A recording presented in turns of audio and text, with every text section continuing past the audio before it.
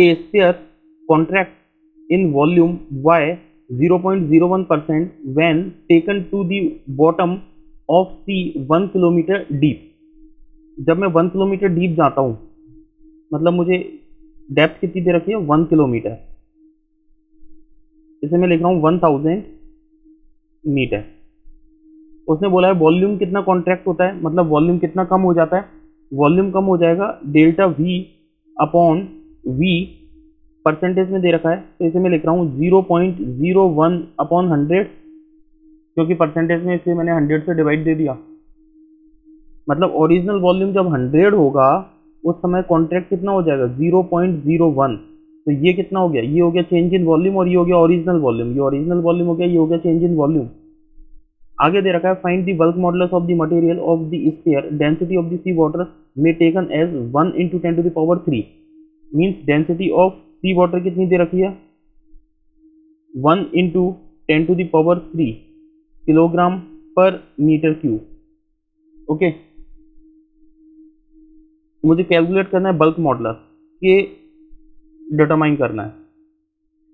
हम जानते हैं bulk modulus is equals to क्या होता है, बल्क मॉडुलस के इज इक्वल्स टू होता है dP upon delta V upon V, मतलब change in pressure upon delta V upon V, right.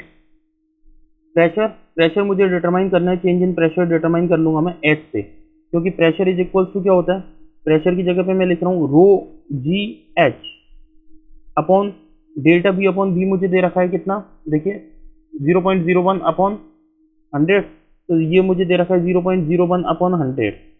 तो इसकी मैं वैल्यू पुट कर दूं, रो की वैल्यू, जी की वैल्यू और एच की वैल्यू मैं यहाँ पे पुट कर रहा हूँ। के इज इक्वल्स टू रो दे रखा है मुझे 10⁻³ इंटू जी की वैल्यू है 9.8, 1 इंटू एच की वैल्यू दे रखी है मुझे 1000 किलोमीटर, तो इसे मैं मीटर में चेंज करूंगा तो डेट इज 1000। ओके, तो ये आ गया मेरे पास कितना 9.8 इंटू 10⁻⁶।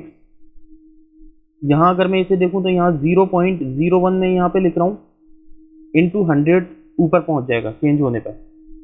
ओके, तो इसे अगर मैं कैलकुलेट करूँ तो के इज इक्वल्स टू कितना आ रहा है, के इज इक्वल्स टू आएगा 9.81 इंटू 10⁻10। 3 पावर ये हो गई, 2 पावर 3 पावर ये हो गई 336, 2 8 और 2 पावर इसकी ऊपर पहुंच जाएगी तो 10 होगी power. This is the answer. इसकी यूनिट होगी न्यूटन पर मीटर स्क्वायर। Thank you.